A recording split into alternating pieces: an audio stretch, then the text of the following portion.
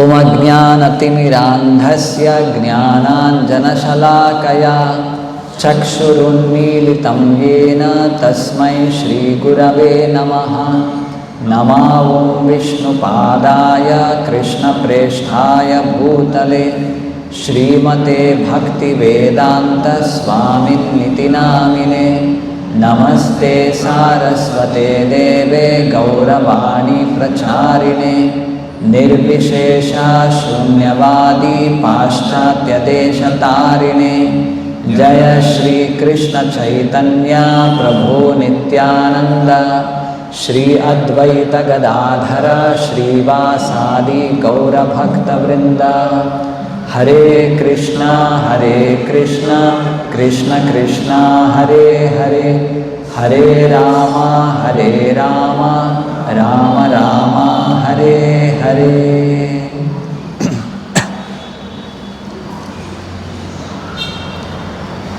Every action has an equal and opposite reaction. This is a common saying. This is actually in line with the law of karma. No living entity in this material world can act independently. He is bound by the laws of karma.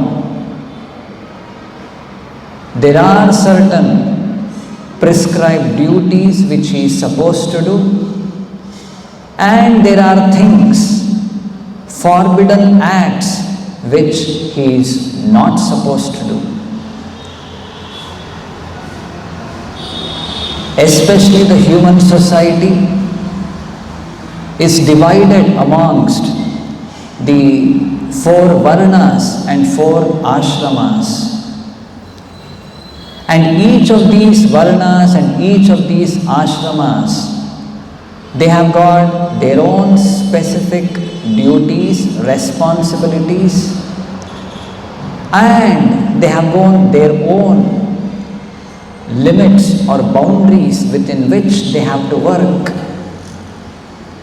Anyone crosses his boundary, reaction will be there. Anyone who is not performing his duty, reaction will be there. And all of these more so when a living entity encroaches upon within the limits of another person, another living entity, to curb his rights, and this more so even in the case of devotees. And what to speak of exalted devotees like Lord Shiva and Mother Sati. The injustice, the blasphemy, the offence created by Daksha at the lotus feet of Lord Shiva and Mother Sati. Not only Daksha, all his supporters, everyone, they were, what to say, they had to face the result. What was that result? So we are seeing very dramatically in this part of the Srimad Bhagavatam how, just to a small recap, Lord Shiva and Brahma were seated in the sacrificial arena. When Prajapati Daksha entered, all the assembled devatas, they stood up to show respect to Daksha. But for Lord Shiva and Brahma, Lord Shiva and Brahma, they were very exalted personalities. Daksha did not take offense that Brahma did not stand up because he was his father. But he considered Lord Shiva to be his son-in-law. His daughter is married to him. So he should have shown respect. With that expectation he came, but Lord Shiva did not show whatever stand up to receive Daksha. He became offended, and Daksha, with all kinds of unspeakable things, he spoke against Lord Shiva in front of the entire assembly, and he cursed Lord Shiva. Thereafter, and of course Nandishvara, Shiva's associates, also cursed Daksha, but Lord Shiva, he did not mind anything, he came back. And next, another sacrifice was conducted by Daksha, for which Lord Shiva was not invited. He was not invited there. Okay, that also went on like that. A lot of time went in. This whatever Cold War was going on. The tense situation between the father-in-law and the son-in-law was continuing. And one more, the last, another sacrifice. Lord Shiva, again he was not invited, but Mother Sati, Lord Shiva's wife, she thought, how long this friction should continue? What is there, even though we are not invited, it's my father's house, should an invitation be there? Let me go. So she insisted and she went to Daksha's house. There, because of Mother Sati's connection with Shiva, Daksha, though she was his pet daughter earlier, because of her connection with Lord Shiva, he mistreated her. He did not receive her well. Mother Sati became very angry, very upset, and she gave up her body. She committed suicide in the sacrificial arena. In the presence of Daksha, who did not try even to stop her. So this news was taken by Narada Muni to Lord Shiva, who became very angry, very upset. In that anger, he just pulled out one hair from his head and thrashed it to the ground, and one huge black demon appeared there. His name was Veerabhadra. Very ferocious, very tall, with I think how many? 1,000 hands, and with all that whatever very fearful features in his body. And he, with folded hands, he asks Lord Shiva, what should I do now? What's my duty? Lord Shiva orders him, go to the sacrificial arena of Daksha and kill Prajapati Daksha and destroy that arena. So this was the order given by Lord Shiva to Veerabhadra, who took that order along with all the other associates of Lord Shiva, who were all driven away by the Ribu Devatas who were created by Bhrugumuni from the sacrifice. So they all again, they were very empowered again, led by Veerabhadra. All the associates of Lord Shiva came to the sacrificial arena of Prajapati Daksha. And what did they do? So here we are seeing from text 13, in great detail the description is given. All the associates of Lord Shiva, they surrounded the sacrificial arena. They were innumerable associates. They all surrounded. And how were they? They had all weapons in their hands. Their bodies were very short, Vamanakar. And their appearance was like that of a shark. like that of a fish, very short, like a fish, that kind of a face they had. They had complexion of blackish and yellowish color, and having weapons in their hand, they surrounded the entire sacrificial arena. And then Kechid Babanju Pragvamsham, some of them went there and pulled down the poles which were supporting the pandal which was put in this sacrificial arena.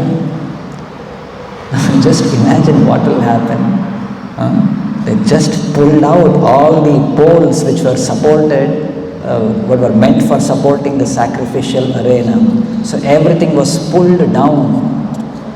And some of them, Patni Shala, that is where the female quarters were there, they went inside.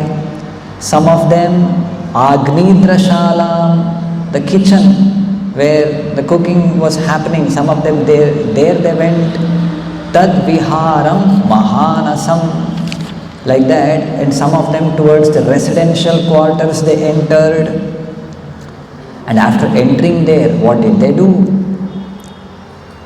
Rurujur Yagnya Patrani, they broke down all the pots in which various kinds of ingredients were kept.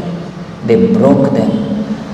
Just like you can remember in our temple during festivals also, various kinds of arrangements we make for Abhishekam of the Lord. Varieties of ingredients will be kept in various pots. Now, all the followers of Lord Shiva, they came there, they broke down all those pots. And then, Tathaike Agni Anashayat.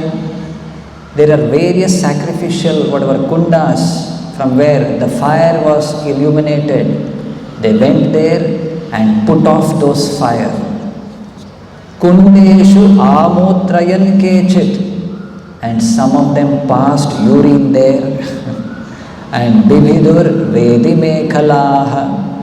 And some of them, the boundary line, the compound, the gate, everything, they just smashed it. And then, okay, now the pandal is gone, residential quarters, the gates, the boundary, everything is pulled out. And the people inside, they're without any protection. What's happening with them? Abhadanta Munin Anye. Many sages had assembled there. They were trying to flee away, escape from that place. And few of the followers of Lord Shiva, they blocked the way of those sages. They did not allow them to go. And then, Eke Patnir Atarjayan. And some of them went and they threatened the women who were there. Apare Jagruhur Devan. And some of the demigods, they were trying to flee the pandal. Pratyasan and all these followers of Lord Shiva, they arrested them.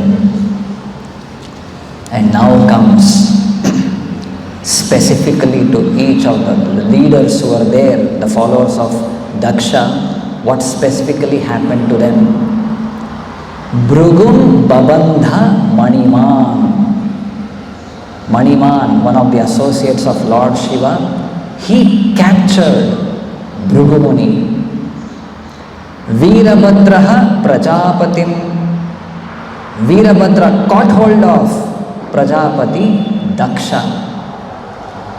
Chandesha Pushanam Devam. Chandesha, another associate of Lord Shiva, he caught hold of Pusha. Bhagam Nandishwaro Agrahit.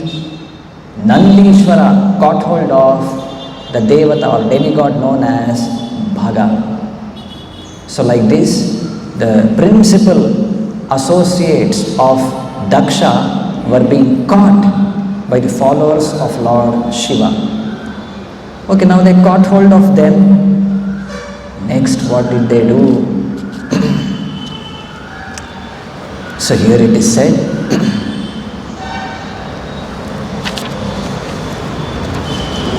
There was a continuous shower of stones. See, all of them had surrounded the sacrificial arena and took stones and started throwing at all of them. All the priests and other members assembled at the sacrifice were put into immense misery. They were trying to flee away for their lives, try to disperse in different directions, but they found it very difficult. Then Veerabhadra tore. What did he tear? Veerabhadra tore off the mustache of Bhrigu. See, Bhrigu is the main person who was offering sacrifice, in the sacrificial arena.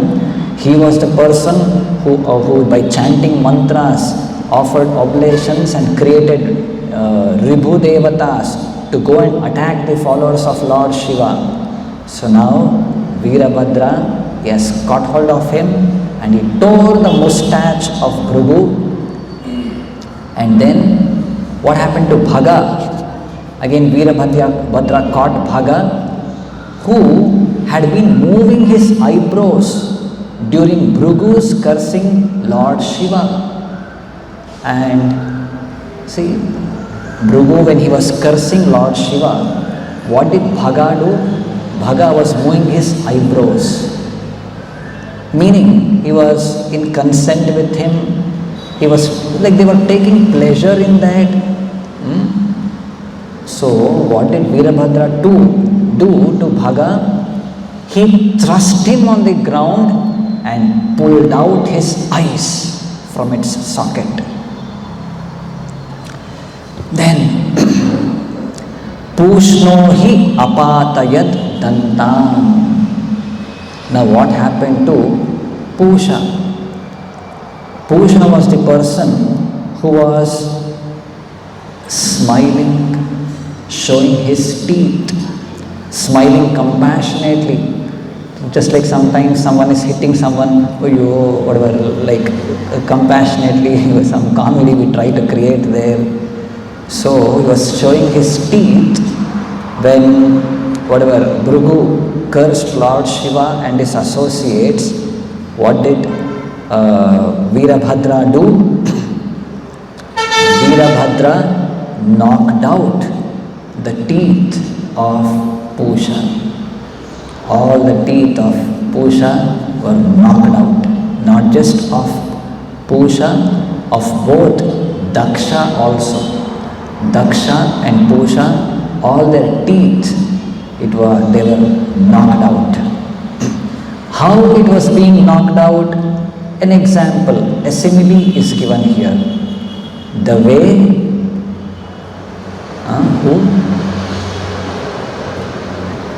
whose example is given?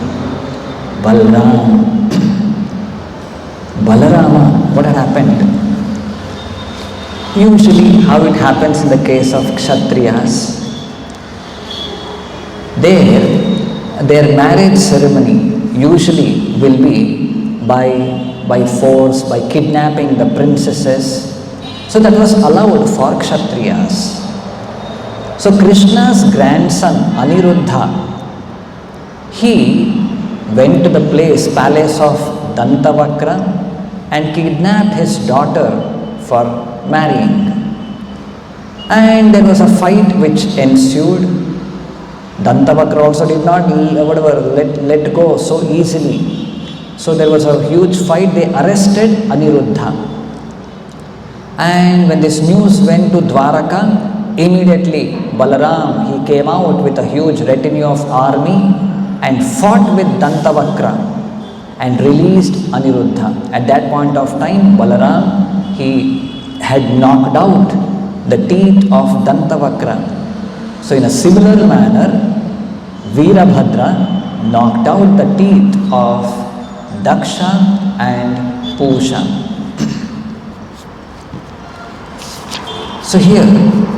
So this is what we see here in today's verse. Srila Prabhupada writes how such fighting may not always be because of enmity. See, the followers of Lord Shiva and Prajapati Daksha and his associates, they are not some ordinary men. They are all exalted personalities, but a fight has been ensued amongst them. Prabhupada says how it may not always be because of enmity, because they are all very powerful people. The tendency to exhibit their power, just like Bhrigu Muni to show his Veda chant, the perfect chanting of Vedic hymns, that whatever he exhibited, and the mystic power of Veerabhadra. So all these things, they were all exhibited there. Now,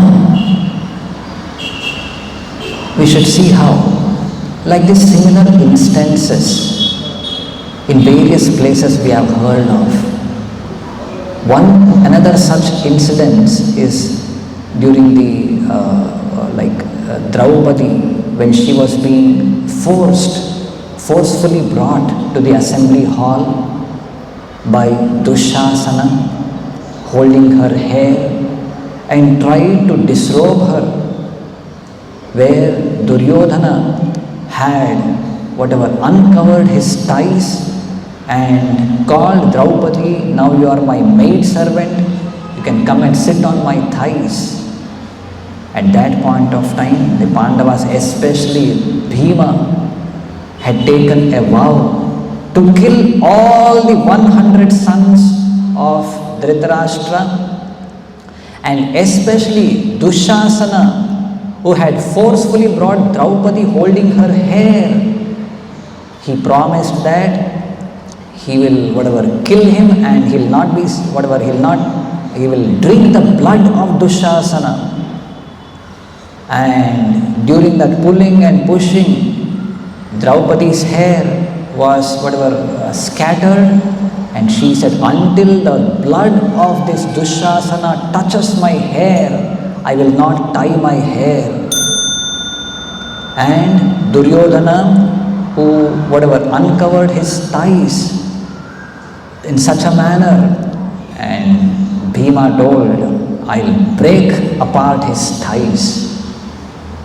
So, after that incident, 14 years they were in exile, and at the end of the 13 years, 12 years of exile and 1 year incognito, and after that the battle ensued, and at the end of the 18 days of the war of Kurukshetra, so all these things happened. All the 100 sons of Dhritarashtra were being killed. Dushasana was very horrifically killed, and his chest was tore apart, and he brought blood. He drank. Bhima brought it and smeared it to the hairs of Draupadi, and final day Duryodhana, his thighs were broken apart. So, this is what we see when the Supreme Lord, especially his devotees, are offended. Such situation will be created. And similarly, we can remember from the Chaitanya Leela how Ramachandra Khan, who had tried to manipulate and tried to offend Haridas Thakur, to defame him, because Haridas Thakur was such a great saintly person, a very great preacher.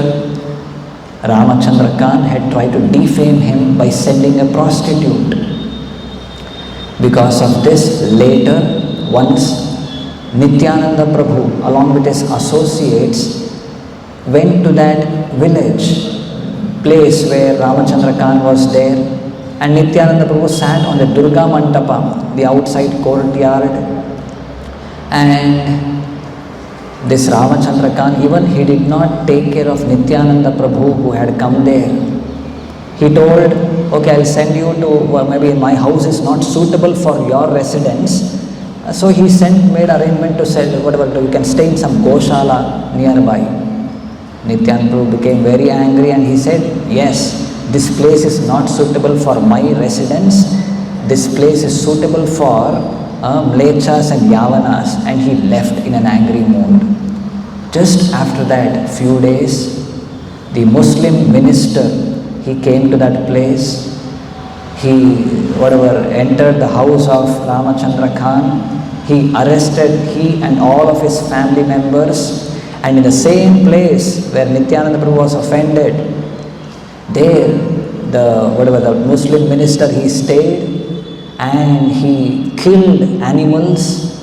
They were cooked there, and whatever their feast they had, and he went on. The whole village became deserted because of the offence which Ramachandra Khan, whom he created against Haridas Thakur and Nityananda Prabhu. So, hearing all of such instances, we should be very fearful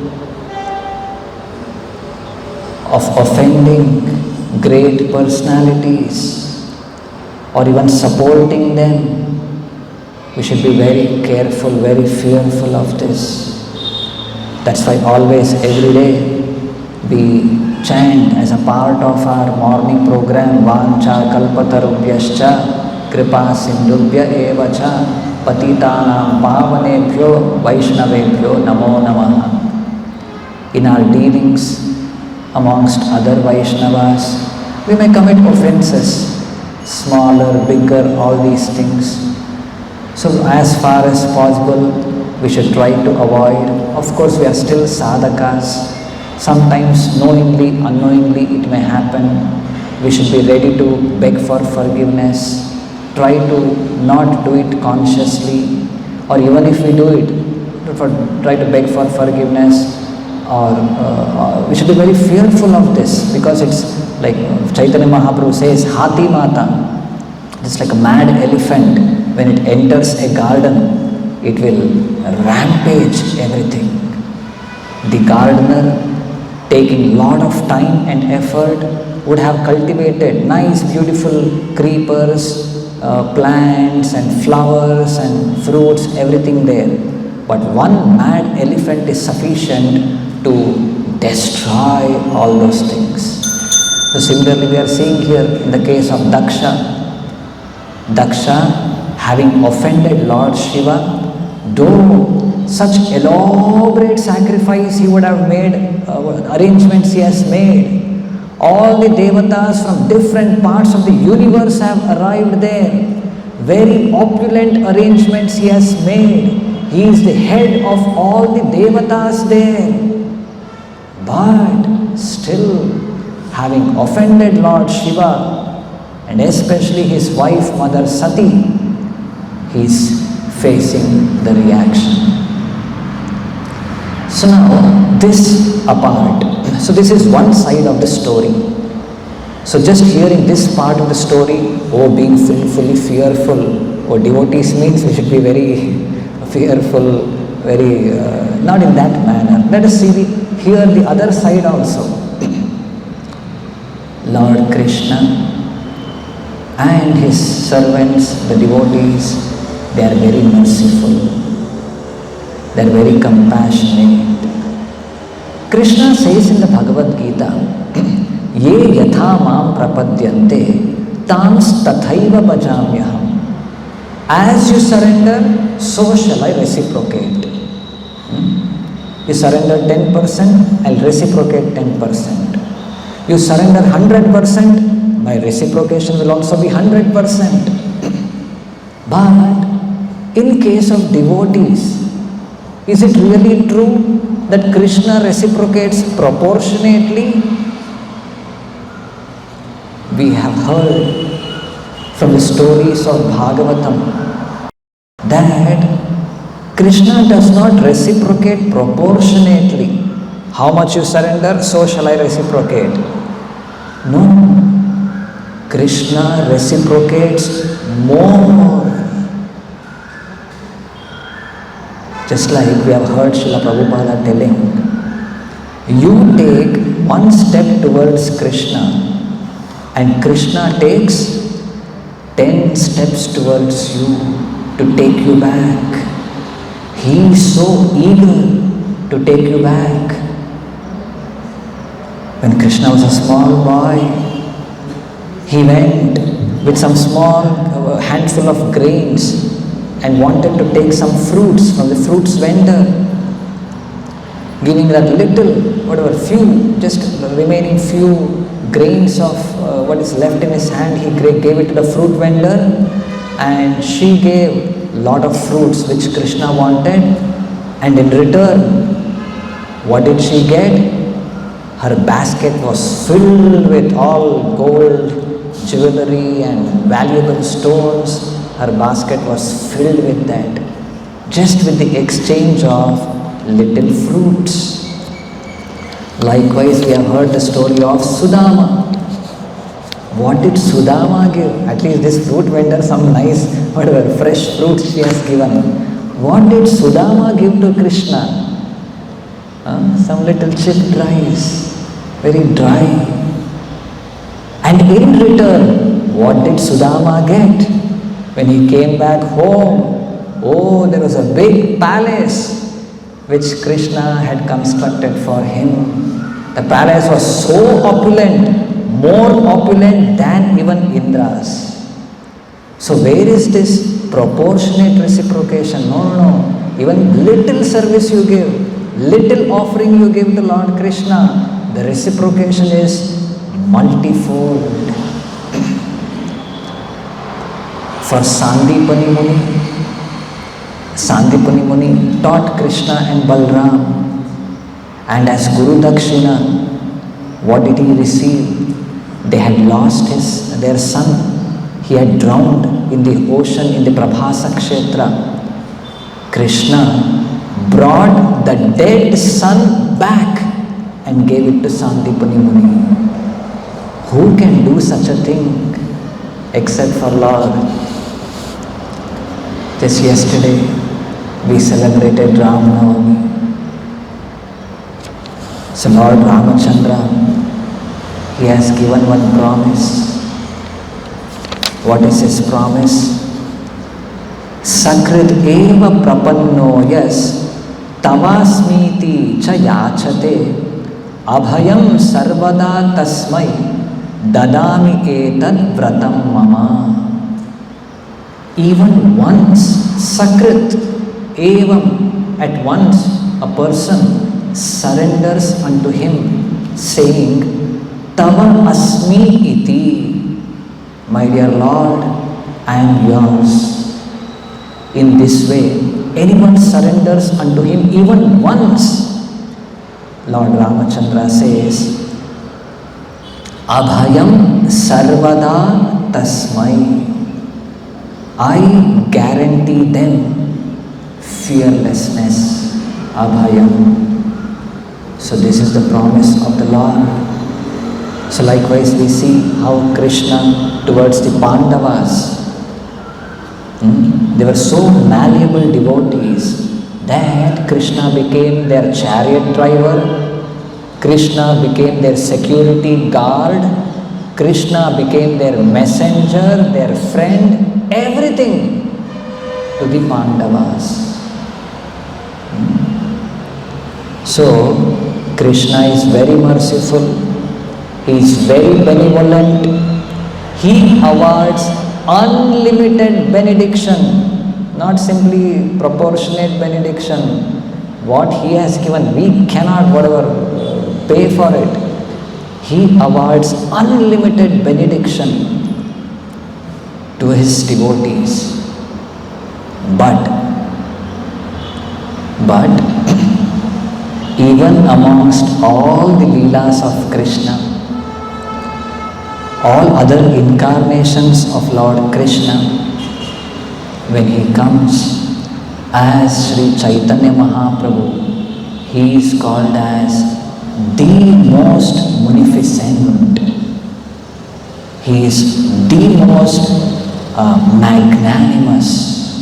Why is he called like that? Because he offers the highest thing achievable for any living entity. Prema Pumartho Mahan, the highest achievable thing for a living entity, love of Godhead, he offers to the most unworthy person. See, this is Sri Chaitanya Mahaprabhu. So, papi tapi yatha chilo, hariname uddharilo. He just induces everyone to chant the holy names of the Lord, and he offers the highest attainable thing, love of Godhead, to such living entities. This is Sri Chaitanya Mahaprabhu. So, if we do not chant Hare Krishna Mahamantra, if we do not get Krishna Prema, then what will we end up doing? Just the way the associates of Lord Shiva, the associates of Daksha, fighting with each other. At one point of time, the associates of Daksha, they overpowered and drew away all the associates of Lord Shiva.